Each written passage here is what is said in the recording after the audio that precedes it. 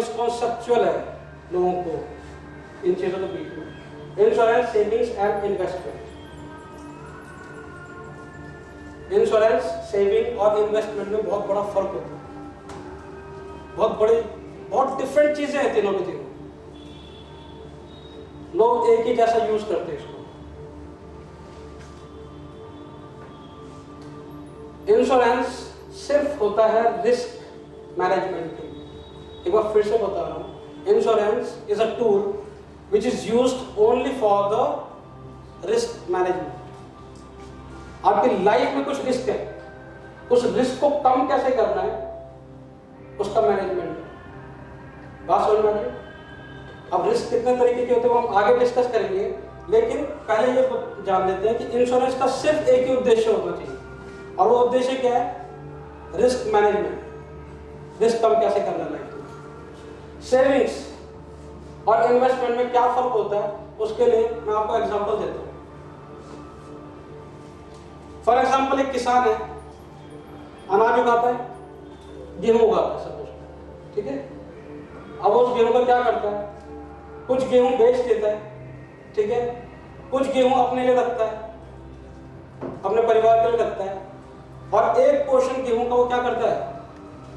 कोई बताएगा क्या करता है? Yes, that is investment. आप समझ रहे? सेविंग्स का मतलब उसने जो अपनी फैमिली के लिए रखा है, और इन्वेस्ट का मतलब जो उसने बीज के लिए रखा है। और याद रखना दोस्तों, एक बीज से एक पौधा निकलता है गेहूं का, और उस पौधे से कितने गेहूं निकलते हैं? बहुत सारे। मतलब समझ गए होंगे आपको मैं क्या कहना चाहता हूं कि इन्वेस्टमेंट का रिलेशनशिप कहां से होता है? Return on investment. बात समझ में आ रही है?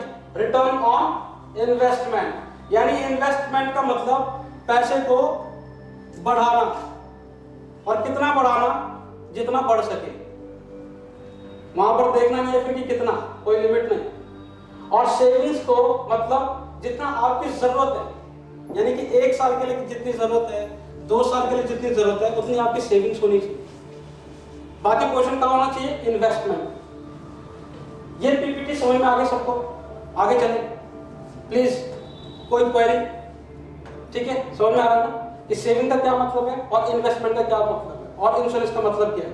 तो अगली बार से जब आप प्लान करेंगे, तो जब आप इंश्योरेंस खरीदेंगे तो आपका इंश्योरेंस एजेंट बोलेगा, साहब इतना डालो, 20 साल तक डालते रहो, इतना मिलेगा। उसको बोलना कि तू ये मिलेगा बाद में बोल, मेरे को ये बता साले रिस्क कवर कितना, क्योंकि अब आपका माइंड ट्रेंड हो चुका है। संजय नौटियाल ने आपको बता दिया कि इंश्योरेंस खरीदते समय क्या करना है? Risk management. बात समझ रहे हैं? गाड़ी का भी आप इंश्योरेंस कराते हैं, रिस्क मैनेजमेंट। ऑफिस पे कराते हैं, रिस्क मैनेजमेंट। इसीलिए अपना भी कराते हैं तो रिस्क मैनेजमेंट। एजुकेशन प्लान लेते हैं तो रिस्क मैनेजमेंट। तो इंश्योरेंस लेते समय आपके दिमाग में सिर्फ एक चीज होनी चाहिए, क्या? Risk management. रिस्क कवर कितना है? जितना ज्यादा रिस्क कवर उतना बढ़िया इंश्योरेंस।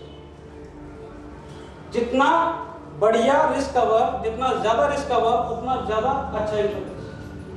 पीछे, ठीक है। और सेविंग्स, 1 साल में मेरी जितनी जरूरत है, जैसे मैंने किसान की बात बताई थी कि भाई 6 क्विंटल गेहूं अगर जो मेरी फैमिली को चाहिए तो मैं 7 के लिए रखूंगा, 6। बाकी रख के क्या है? Blockage of funds. और आज की डेट में साहब यही हो रहा है, लोग अपना फंड ब्लॉक कर रहे हैं। पैसा उनके पास है, बेचारों ने बड़ी मेहनत से फंड्स यूज इकट्ठा किया, लेकिन उस फंड्स को अच्छी जगह ना लगाने के कारण वो फंड किसी काम के नहीं। तो इन्वेस्टमेंट के पर्पस से जब आप इन्वेस्ट करेंगे तो क्या देखेंगे? Return on investment. अब इन्वेस्टमेंट की बारी आएगी तो फिर आप ये कह सकते हैं, अच्छा ठीक है 1 लाख रुपए इन्वेस्ट करूंगा, बता वापस कितना आएगा और कितने साल में आएगा। बात समझ में आ रहा है? यानी कि इन्वेस्टमेंट के पर्पस से आपको क्या देखना है?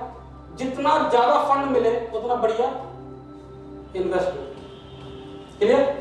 ठीक है। अब मैं थोड़ा सा रिस्क के बारे में बता देता हूँ कि रिस्क क्या होता है। आपके लाइफ के साथ में मैक्सिमम 3 रिस्क चलते हैं। पहला है आपकी लाइफ का रिस्क, पहला आपकी लाइफ का रिस्क। और जितने मैरिड लोग हैं वो ज्यादा अच्छी तरह समझ सकते हैं इसको, अनमैरिड लोग नहीं समझते इसको। वो कहते हैं रिस्क कहाँ है। अब मैरिड लोग इसलिए समझते हैं क्योंकि उनको पता है कि 2-4 लोग, 2-4 सवारी उन्होंने अपनी गाड़ी के पीछे बैठा रखी है, अगर गलत हो गया कुछ तो उनका क्या होगा, गलत करो सर, समझ रहे। तो इसलिए आपका लाइफ का रिस्क, तो आपकी लाइफ रिस्क कवर होनी चाहिए। और इसके ऊपर मैं बहुत ज्यादा जोर इसलिए देता हूं क्योंकि हमारे पहाड़ों की लाइफ बड़ी रिस्की है। हमारे पहाड़ों में, देहरादून में तो ठीक है, लेकिन पहाड़ों में लाइफ बड़ी रिस्की होती है सभी की, ठीक है, थोड़ा रिस्क ज्यादा है हम लोगों का। दूसरा होता है मेडिकल एक्सपेंसेस का रिस्क, योर हेल्थ रिस्क। क्यों? अनसर्टेन है, लाइफ अनसर्टेन है, जब बुलावा आएगा चलना पड़ेगा। मेडिकल, कभी भी कुछ भी हो सकता है, तबियत खराब होकर तो नहीं बोलेगी, पहले बताएगा तो नहीं मैं कल आ रही हूँ। हार्ट अटैक पहले बोलेगा कल मैं आ रहा हूँ 4 बजे, तैयार कर दो, ऐसा तो होता नहीं है। बात समझ में आ गई? ठीक है, तो आपका मेडिकल भी रिस्क कवर होना चाहिए, यानी कि हेल्थ इंश्योरेंस होना चाहिए आपका, आपकी फैमिली का, to protect your medical expenses.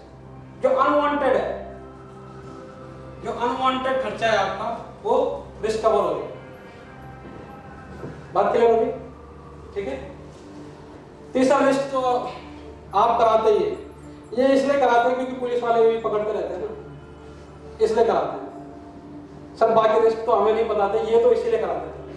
मतलब बाइक का कराते थे इसलिए क्योंकि पुलिस वाले पकड़ते थे, कार का भी इसलिए कराते हैं। सर नहीं, जनरल इंश्योरेंस हर चीज का होता है। For example, if you are starting your factory, if you are starting your company, your office, your shop, your godowns, everything should be risk covered. हर चीज रिस्क कवर्ड होती है। प्रोफेशनल भी रिस्क कवर्ड होते हैं, डॉक्टर भी अपना professional risk cover करवाते हैं। फॉर एग्जाम्पल, ऑपरेट करते समय अगर किसी की डेथ हो गई और फैमिली ने डॉक्टर के ऊपर कोई केस कर दिया, तो वो डॉक्टर पैसा कहां से देगा? तो वो अपना इंश्योरेंस कराए, उसे प्रोफेशनल इंश्योरेंस कहते हैं। पास हो ना? ठीक है, तो ये तीनों चीजों का रिस्क कवर होना चाहिए आपको।